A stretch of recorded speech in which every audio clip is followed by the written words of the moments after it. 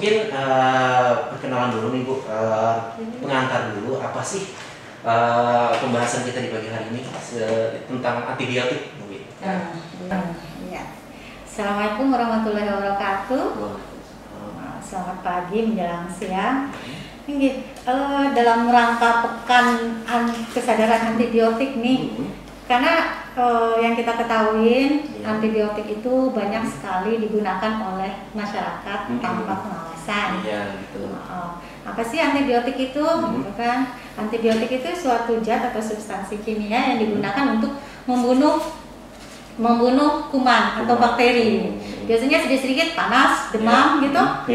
Minum antibiotik. Belilah amok gitu kan. Iya sih. Padahal di balik itu besar sekali resiko bahaya yang kita harus perhatikan penggunaan antibiotik itu ya, apabila itu tidak benar dan tidak tepat. Jadi yang kita ingin sampaikan di sini sih, bagaimana sih seharusnya kita melakukan penggunaan antibiotik itu, penggunaan antibiotik itu secara bijak, secara tepat, benar. Jadi nggak asal-asalan. Karena kalau asal-asalan itu ya itu bahayanya besar, resikonya juga besar.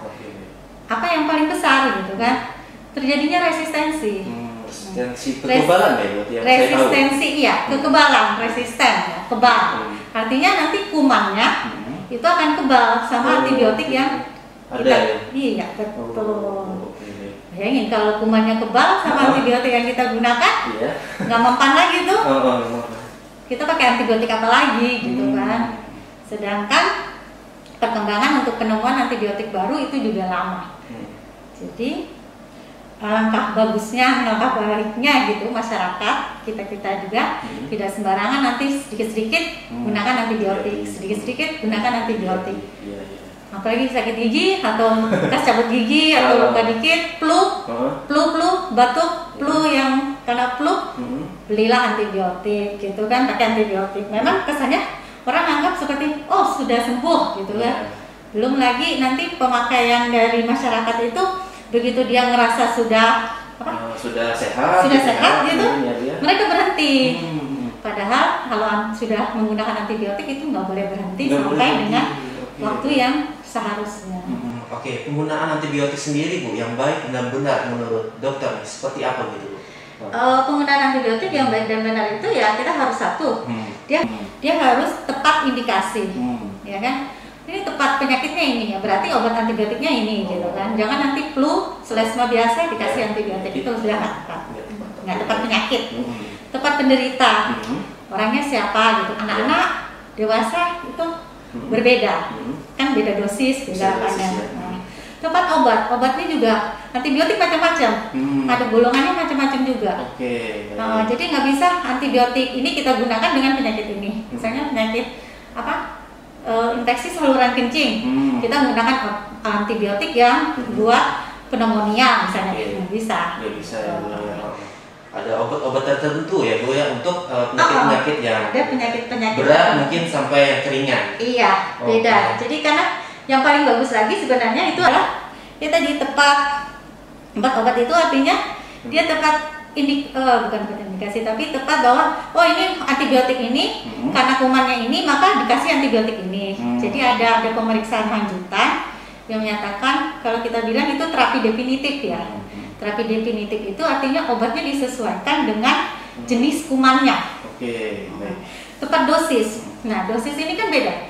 Setiap antibiotik itu ada dosis-dosisnya. Ada yang sekian, ada yang 2 kali, ada yang pemberian 2 kali, ada yang pemberian 1 kali. Halo, ini dokter. Ada yang pemberian 1 kali, ada pemberian 3 kali gitu kan. Nah, itu harus tepat. Sama waspada penyakitnya. Ada efek sampingnya juga ya Bu. Baik. Ya baik teman-teman, mungkin itu pengantar dari Dr. Windu ya terkait antibiotik nih di pagi menjelang siang ya di pagi hari ini. Baik, dan ini nampaknya teman dokter lagi nih yang baru datang dan kembali kalian di acara program kita Halo Dokter ya, dengan Pekan Kesadaran Antimikroba Nasional 2020 dan topik pembahasannya yaitu bahaya dan risiko penggunaan antibiotik secara bebas. Baik. Nah, untuk Dokter Novianti ya, nah kawan ini SPA pengantarnya mungkin di bagian bilang siang ini bagaimana nih Dok? Silahkan Dok. Iya, maaf nih terlambat. ada tindakan sebentar. Jadi memang dalam Pekan Kesadaran Antimikroba Nasional 2020 itu memang WHO menetapkan tanggal 18 November sampai tanggal 24 November itu sebagai Hari Pekan Kesadaran Antimikroba Nasional ya, jadi dunia ya. Nah, di mana di sini ditekankan bahwa penggunaan antibiotik yang tidak sesuai dengan indikasi itu dapat berdampak buruk bagi kesehatan kita di masa depan. Jadi bukan hanya sekarang saja, tetapi sampai untuk nantinya ke masa depan, gitu ya. Dimana sering sekali kita jumpai di masyarakat itu ya masih menggunakan antibiotik dengan secara bebas, ya. Artinya antibiotik ini masih bisa dibeli di toko obat ataupun apotik secara bebas. Padahal sebenarnya antibiotik ini penggunaannya harus menggunakan petunjuk dan resep dari dokter. Jadi tidak bisa sebenarnya dibeli secara bebas. Yaitu karena kenapa efek sampingnya itu yang bisa nantinya kalau kita penggunaannya tidak tepat ya, artinya tidak tepat indikasinya, tidak tepat dosisnya, tidak tepat pemberiannya, mengakibatkan bisa terjadinya suatu resistensi terhadap antimikroba ini, yaitu antibiotik itu sendiri. Nah ini Dok, terkait Pekan Kesadaran Antimikroba Nasional 2020, ada nggak sosialisasi gitu dari ID Tanah Laut untuk masyarakat di Kabupaten Tanah Laut tentunya? Gimana tuh Dok? Apakah ada program-program terbaru dari Pekan Kesadaran Antimikroba ini untuk mensosialisasikan kepada masyarakat? Ya, jadi memang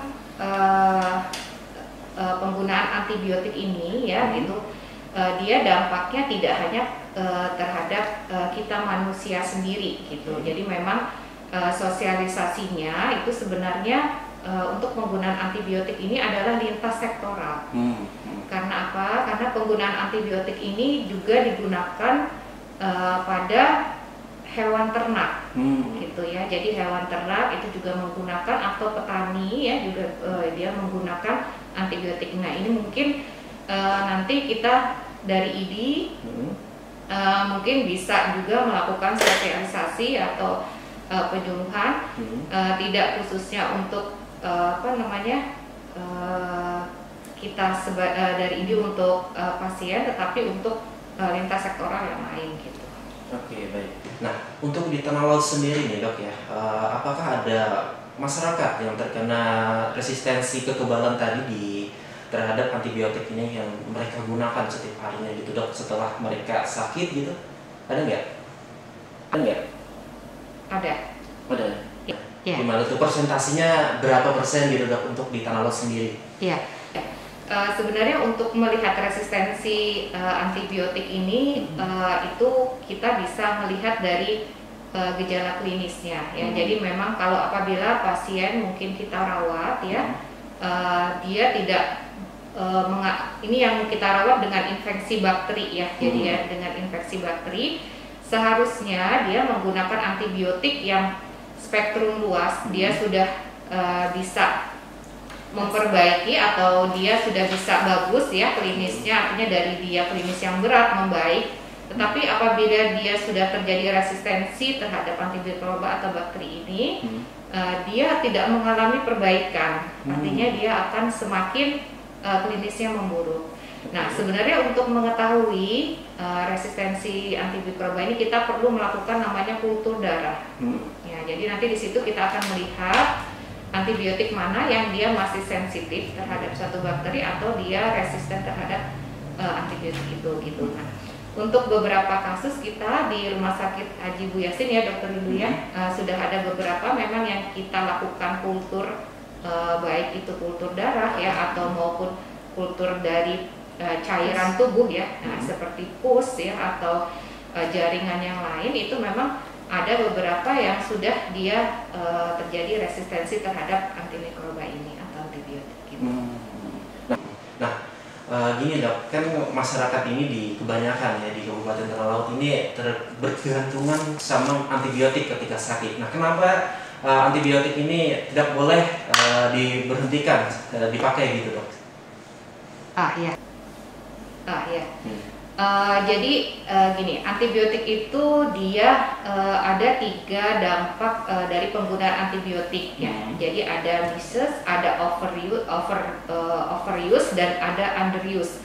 Jadi misuse itu artinya dia digunakan antibiotik itu tidak sesuai dengan indikasinya ya. Jadi misalnya nih kita masyarakat nih kebanyakan nih ada cuma batuk pilek gitu ya, batuk pilek yang artinya kurang dari 3 hari ya, demamnya kurang dari 3 hari, dia sudah menggunakan biasanya beli di toko obat selain obat demam dia membeli antibiotik. Biasanya sering yang dikasih adalah golongan amoksisilin, penicillin. Nah, ini yang membuat kadang dikasih cuma 3 hari gitu ya, padahal sebenarnya tidak ada indikasi untuk diberikan antibiotik. Nah, ini juga bisa menyebabkan terjadinya resistensi antibiotik sendiri atau antimikroba. Nah, yang kedua adalah overuse atau overdosis, dia jadi penggunaan antibiotiknya yang terlalu lama ya. Jadi misalnya dia lebih dari seharusnya dikasihnya 5-7 hari, dia menggunakan mungkin lebih atau berganti dengan antibiotik yang lain ya. Nah, itu juga bisa menyebabkan terjadinya resistensi antimikroba. Nah, yang ketiga adalah underuse. Dia di mana penggunaan antibiotiknya tidak sesuai dengan waktu pemberiannya. Jadi seharusnya misalnya kalau infeksi bakteri khusus yang misalnya ya infeksi saluran kencing yang perlu memerlukan antibiotik ya, atau misalnya pneumonia ya, ya infeksi paru-paru pneumonia bakteri yang memerlukan antibiotik mungkin 7-10 hari ya, atau 5-7 hari, tetapi karena dia masih minum hanya 2 hari sudah merasa enakan nih gitu ya, udah enak gitu badannya, udah di stop antibiotiknya. Nah, itu juga bisa menyebabkan kuman yang ada di dalam tubuhnya itu kebal terhadap antibiotik yang diberikan gitu. Jadi disinilah kenapa masyarakat itu tidak boleh membeli antibiotik secara bebas gitu, atau minum antibiotik. Dokter ya? Ya, harus ada petunjuk dan resep dokter. Dan antibiotik itu juga kalau misalnya tidak habis itu tidak boleh disimpan. Jadi harus langsung segera dibuang, atau juga tidak boleh diberikan kepada saudaranya atau temannya. Ini dulu saya pilek loh, batuk, dapat antibiotik ini loh gitu. Nih saya kasih deh buat kamu gitu ya. Iya. Iya, di mana gitu.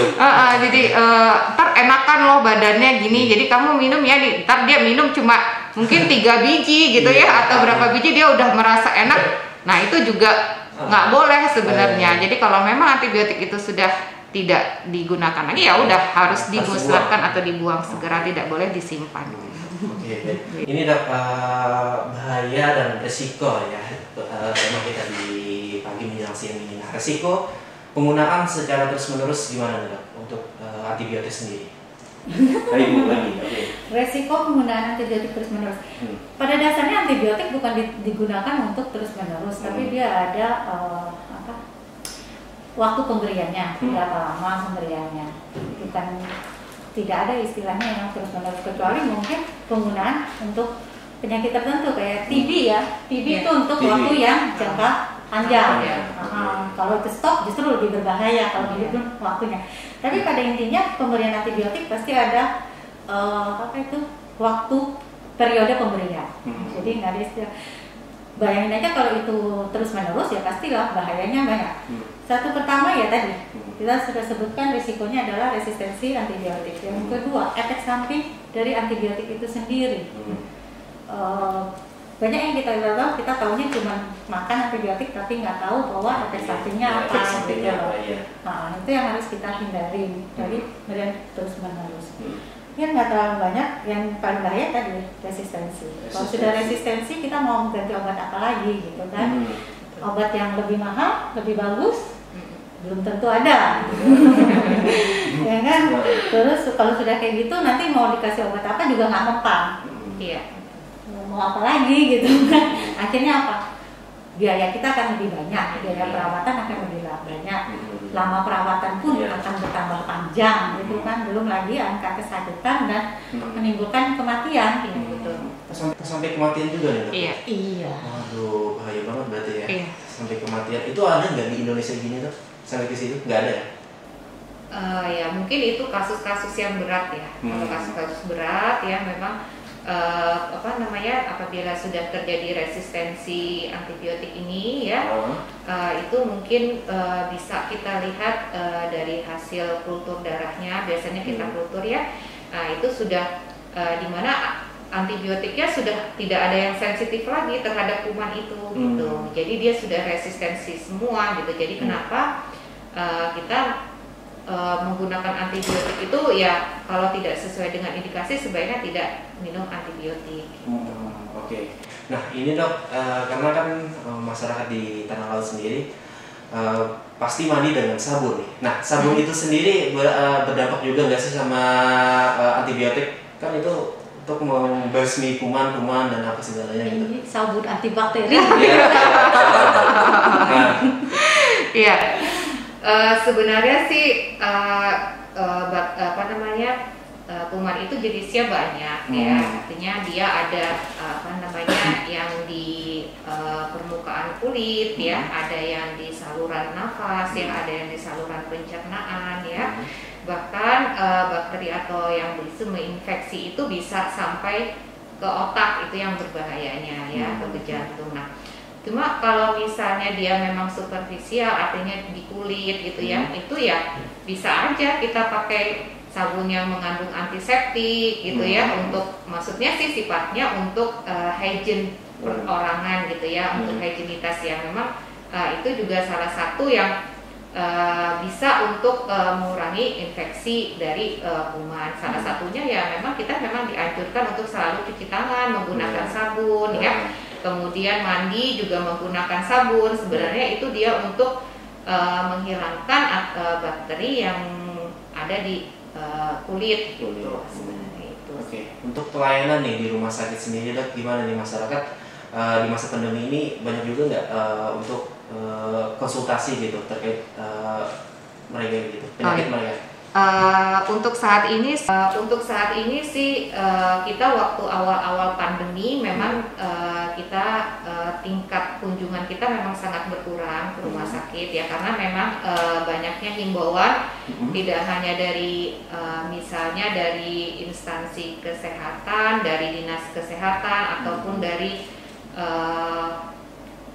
masing-masing dari SMF itu juga menganjurkan kalau memang tidak ada indikasi untuk ke rumah sakit mungkin tidak perlu ke rumah sakit, tetapi kalau memang ada indikasi atau misalnya penyakit berat ya yang perlu penanganan ya memang harus ke rumah sakit gitu. Nah untuk saat ini sih karena mungkin masyarakat sudah menyadari protokol kesehatan ya, artinya walaupun mereka berobat ke rumah sakit tapi tetap melaksanakan protokol kesehatan. Jadi memang kunjungannya sudah mulai lumayan lagi gitu ya, maksudnya tidak seperti waktu awal-awal pandemi gitu. Oke. Nah ini dok, apa sih dampaknya jika kita ini dok, masyarakat di Tanah Laut jika berbicara dengan antibiotik ini sendiri dari cara penyalahgunaannya? Nah itu gimana tuh dok?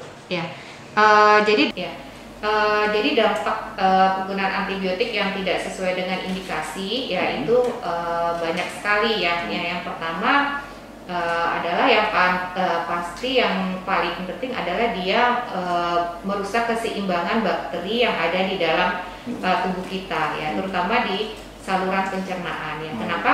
Karena di saluran pencernaan kita itu di sana banyak sekali bakteri yang di dalam adalah bakteri yang sehat ya, artinya dia bakteri mikroba yang menguntungkan gitu ya. Jadi dia akan membantu sel dan enzim-enzim yang di dalam saluran pencernaan ya untuk sistem pencernaan kita. Nah, dengan penggunaan antibiotik yang tidak rasional ya, artinya tidak sesuai dengan indikasi. Nah, ini yang berbahaya kenapa? Dia akan mematikan bakteri-bakteri yang menguntungkan tadi itu gitu ya. Jadi seharusnya dia kan mematikan bakteri yang sesuai dengan maksudnya yang berbahaya yang harus kita matikan. Tetapi di samping situ kan dia berdampingan ada hidup bakteri yang menguntungkan tadi atau bakteri yang baik tadi. Nah, kalau kita tidak menggunakan antibiotik secara sembarangan ya, nah bakteri yang mati yang bagus tadi, yang baik itu malah mati. Jadi tersisalah bakteri-bakteri yang resistensi tadi gitu. Ya itulah yang dia akan berkembang biak, memecah diri, berkembang dan akhirnya merusak dari organ yang lain juga, tidak hanya di saluran pencernaan. Oke, penyembuhannya pun agak lama gitu ya? Iya, dan penyembuhannya juga agak lama karena dia sudah kebal gitu. Jadi kumannya ini misalnya ini dapat antibiotik A gitu ya, tapi dia udah kebal nih sama si A ini gitu.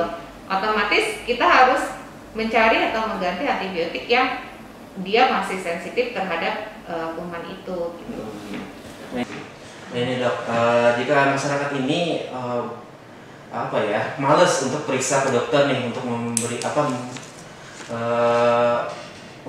atau mencari antibiotik ke rumah sakit atau puskesmas gitu. Nah tanpa ada resep dokter, nah itu gimana dok cara menemukan antibiotik yang bagus untuk diri dia sendiri?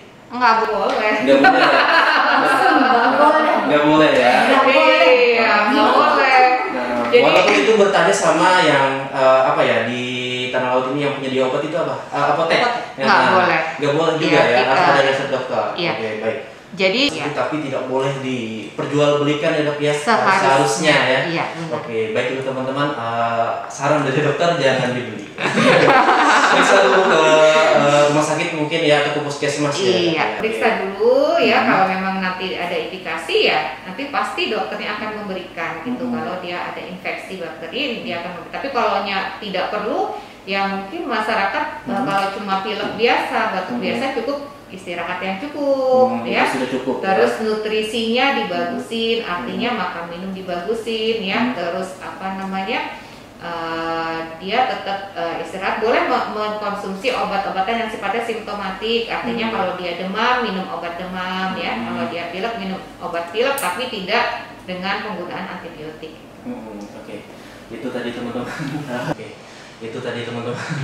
Jangan dibeli dan harus ada resep dokter. Dan jika kalian merasa sakit ya periksa saja ke dokter ya dok ya. Jangan merasakan ini paling pilek atau gimana ya. Kita belum tentu tahu itu penyakitnya apa yang kita derita ya dok ya. Ya karena antibiotik itu juga bisa reaksi alergi loh. Alergi jangan salah. Efek sampingnya lebih baik kita efek samping. Iya. Karena jadi jangan salah, antibiotik itu kalau dia tidak bisa, artinya ada alergi terhadap tubuh kita ya, karena imunitas tubuh kita itu dia bisa menyebabkan terjadinya suatu reaksi alergi ya. Reaksi alergi itu bisa ringan atau berat ya. Jadi kalau misalnya reaksi ringannya mungkin pertama kita minum bengkak ya, wajahnya jerawat itu dok? Aja jerawat bentol ya. Iya, jadi wajahnya misalnya bibirnya langsung benjol gitu ya. Wajahnya bengkak, terus tumbul ruam-ruam merah di kulit ya. Bahkan yang berbahayanya lagi kalau misalnya dia berat ya, dia bisa terjadi namanya Stephen Johnson syndrome. Jadi dia itu kayak luka bakar. Iya, betul. Jadi dia kayak luka bakar. Tapi itu aman nggak dok? Apa periksa lagi gitu setelah mendapatkan seperti efek samping tadi dok? Ya harus tetap langsung periksa ke dokter gitu ya. Nah yang beratnya lagi kalau dia bisa terjadi reaksi anafilaktik ya, artinya dia udah reaksi berat sekali, itu bisa sampai sesak nafas ya orangnya. Nah iya.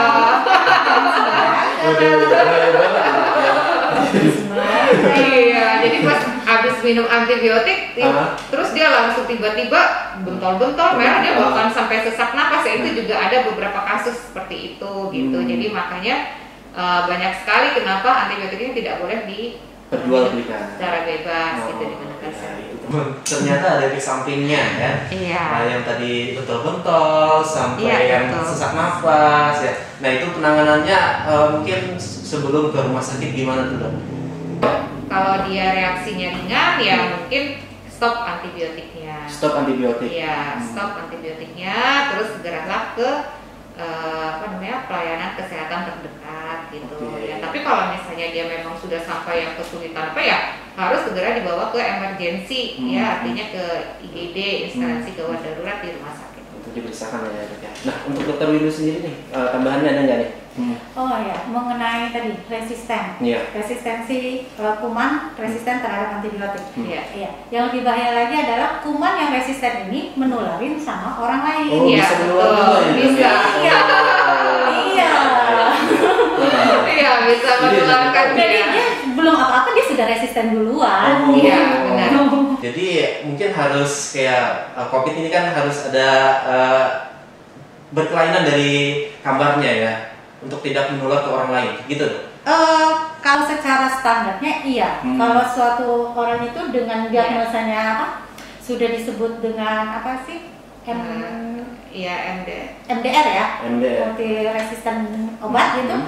Apalagi kalau misalnya ini kumannya kalau kita bilang ada MRSA gitu ya, nah itu harus dengan ruangan isolasi sendiri, dia nggak boleh digabung dengan pasien lain karena itu bisa menularkan ke lain, maka yang lain juga bisa jadi ini kuman resisten juga. Ciri-cirinya gimana tuh dok, tertular dari itu tadi resistensi tadi? Yang pasti ada gejala klinisnya. Nanti klinisnya tergantung dari ininya ya, dari imunnya. Terus kalau sudah gitu dilakukan pemeriksaan. Pemeriksaannya kultur baik kultur darah, kultur sputum, nanti sesuai ininya penyakitnya. Kalau memang dia suatu sepsis atau bakterinya ya yang diambil adalah darahnya ya. Tapi kalau itu infeksi saluran kemih yang diambil kencingnya. Nah ini kan ada dari peran keluarga nih dok untuk penyakit antibiotik tadi ya, resistensi ya tadi ya, kekebalan mungkin. Nah untuk sikap keluarga terhadap ada suatu anggota keluarga nih yang terkena resistensi gimana nih dok? Apa ada tipsnya gitu untuk keluarga mungkin? Tipsnya? Iya jangan gunakan sembarang antibiotik. Iya. Jadi memang resistensi antimikroba ini dia kita tertularnya itu tidak hanya dari manusia ke manusia, tetapi bisa dari hewan ke manusia. Adalah caranya satu, kita lewat dari misalnya daging ya. Jadi ternak itu misalnya sapi gitu ya, dia diberikan antibiotik oleh peternaknya ya karena penggunaan antibiotik. Nah itu dia hewan ini dia akan terjadi resistensi antimikroba juga. Nah daging yang kita makan itu di dalamnya juga akan mengandung bakteri yang resisten. Nah kalau kita makan dagingnya pengolahannya tidak matang atau tidak benar, ya kita juga akan tertular. Ya. Iya. Nah, selain itu juga dari kotoran hewan ya, misalnya nih ayam kan juga dikasih antibiotik ya supaya dia gemuk, supaya dia sehat, biasanya dikasih antibiotik. Nah itu juga sebenarnya tidak boleh. Karena apa? Kalau dia sudah terjadi resistensi pada ayam itu ya, dia akan keluar bakteri itu melalui kotorannya dan itu akan berada di tanah ya. Di tanah dia akan bertahan hidup bakteri resistensi itu ya. Nah tanah itu ditanamin oleh tanaman. Nah tanaman itu yang kita makan sebagai lalapan. Namanya nggak direbus atau tidak dicuci dengan benar ya, itu dia juga akan mengandung bakteri yang resisten tadi. Kemudian termakanlah oleh kita. Nah kita juga akan tertular oleh bakteri yang resisten tadi gitu. Jadi nah kalau lewat dari manusia ke manusia ada itu bisa suatu penelitian itu melalui droplet seperti virus corona ini. Kalau dari manusia droplet gitu ya? Iya. Kalau dari hewan tadi dari yang kita makan. Iya, jadi dia siklusnya itu tidak hanya dari manusia ke manusia, tapi dari hewan, manusia dan terus berputar di situ gitu. Nah itulah bahayanya. Selain droplet lewat ini loh, secara indirect ya, tangan juga. Makanya kita harus mentaati protokol kesehatan itu ya, juga ya. Bukan dari COVID saja ya, dari resistensi pun ya juga. Semuanya bukan karena COVID kita bersadar ya. Baik, nah itu teman-teman. Nah itu dari tadi makan teman-teman penjelasan dari dokter, dan saya pun baru tahu nih dari sini. Ternyata dari kotoran hewan, dari daging tadi yang kita makan, atau dari sayur-sayuran yang dicuci, belum dicuci atau enggak secara mentah, secara mentah ya kan, yang banyak dimakan oleh manusia ya setiap harinya gitu. Oke, baik.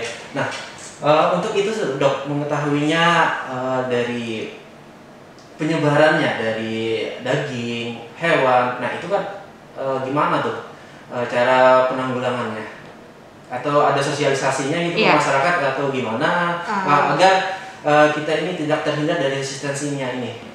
Ada nggak penanggulangannya gitu? Kita antibiotik itu selayaknya dan seharusnya itu memang dikeluarkan atau harus oleh petunjuk dokter dan harus pakai resep dokter gitu. Jadi memang tidak harus diperdagangkan atau diperjualbelikan secara bebas gitu. Tetapi ya memang kita sudah bekerja sama dengan farmasi ya, ada beberapa farmasi juga yang dia mengikuti aturan itu, dan mereka juga ada aturan-aturan itu di kefarmasian karena tidak boleh menggunakan antibiotik secara bebas tanpa petunjuk atau resep dokter. Jadi kalau misal apotek yang benar nih ya, apotek yang benar. Yang susah itu adalah promosi. Gitu.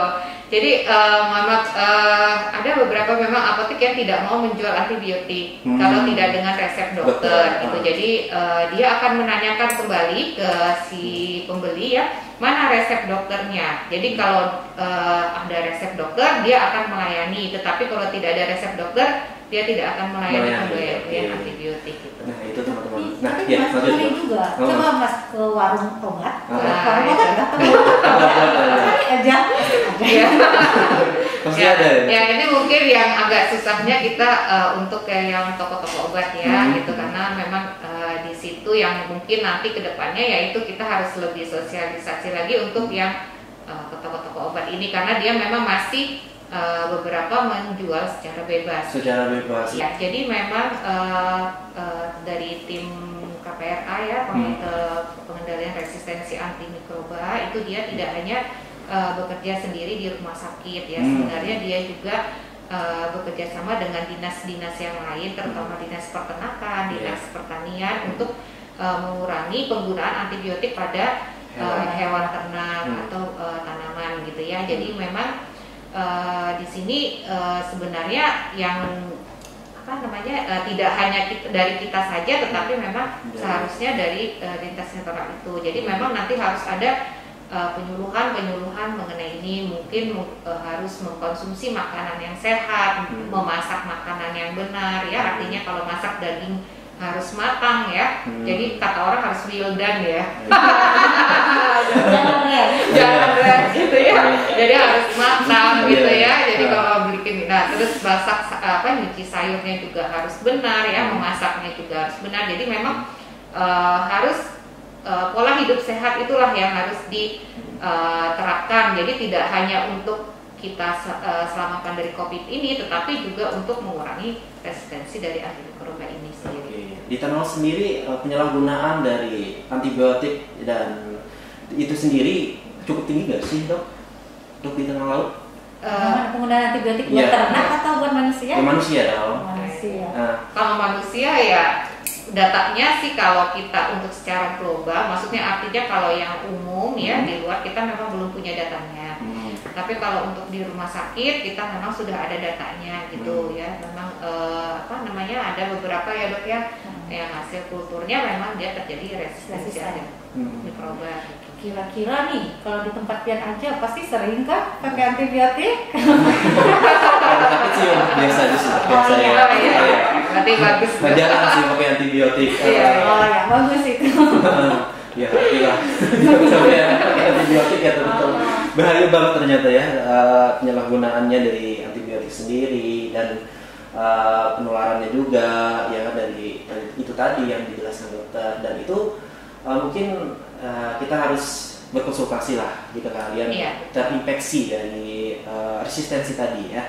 Nah langsung ke dokter ya kan, atau ke rumah sakit, karena ini pasti ada terus ya dok ya. Karena masyarakat ini berkeliaran terus ya, Iya. karena penularannya itu dari tidak manusia, hewan dan juga tumbuhan. Iya, betul sekali. Tumbuhan pun juga ditemu. Iya.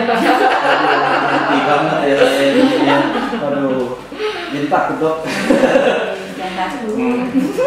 Oke, ada nggak di sini dok pesan-pesan untuk masyarakat supaya tidak memanfaatkan antibiotik ini secara benar gitu untuk ke depan, gimana nih? Ada nggak tips?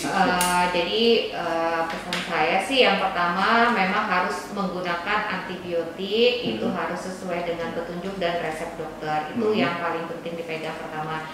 Terus penggunaan antibiotik itu harus sesuai dengan dosis ya, waktu dan cara penggunaannya ya. Terus yang ketiga, jangan menggunakan sisa antibiotik atau resep ya, atau memberikan antibiotik ke orang lain ya yang tidak sesuai dengan indikasinya gitu ya. Nah, kemudian sesuai dengan WHO, resistensi antimikroba ini itu dia akan bisa mengalami puncaknya di tahun 2050. Itu di mana angka cukup lama ya? angka kesakitan 30 tahun lagi ya. Tapi tahu iya. Apa tuh dok? Kalau nggak diambil dari sekarang, ya, itu dia akan bisa menyebabkan kematian 10 juta triliun. Betul. Ya. 10 juta Nah, triliun, itu ya. yang berbahayanya. Jadi bisa aja salah satunya kita kan kita tidak tahu itu ya.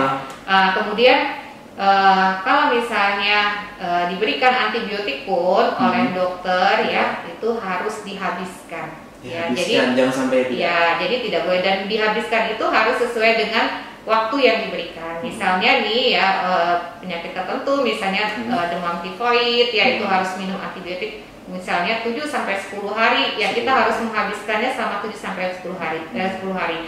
Walaupun misalnya kita sudah merasa sehat di hari kedua, nah itu antibiotiknya jangan di-stop, tapi harus dihabiskan gitu ya. Nah, terus pesan yang terakhir adalah kalau misalnya kita cuma batuk atau pilek atau diare yang kurang dari 3 hari, ya sebaiknya tidak menggunakan antibiotik. Oke, untuk dokter Windu sendiri nih, ada nggak pesan-pesan untuk masyarakat terkait ya pembahasan? Pesannya sudah Ya, mungkin harapannya gitu. Ada tambahannya gitu di pembahasan kita di pagi hari ini menjelang siang. Harapannya ya, harapannya dengan mendengar penjelasan yang begitu lengkap disampaikan oleh dokter ini, harapannya ke depannya kita masyarakat pada umumnya bisa merubah pola pikirnya, pola mindsetnya lah. Jangan lagi menggunakan antibiotik sembarangan, gitu aja. Gunakanlah dengan secara bijak. Ada tambahan lagi dok dari dokter ini? Cukup ya? Sudah cukup. Oke, baik. Pembahasan kita ya di pagi hari ini menarik sekali ini teman-teman, dari yang mulai saya tidak tahu juga ya kan, dan menjadi tahu lagi nih dari penularannya ya kan, dari manusia, hewan dan tumbuhan. Dan jika kalian terinfeksi dari resistensi tadi atau mungkin ada ciri-cirinya yang bentol-bentol ya kan tadi dok ya, ada dan yang lainnya pun langsung periksakan ke rumah sakit atau puskesmas yang terdekat ya. Jangan menunda-nunda ya dok ya. Dan langsung habiskan antibiotik yang kalian gunakan ya teman-teman, karena itu bisa saja membuat kalian baik atau mungkin tidak ya dok ya.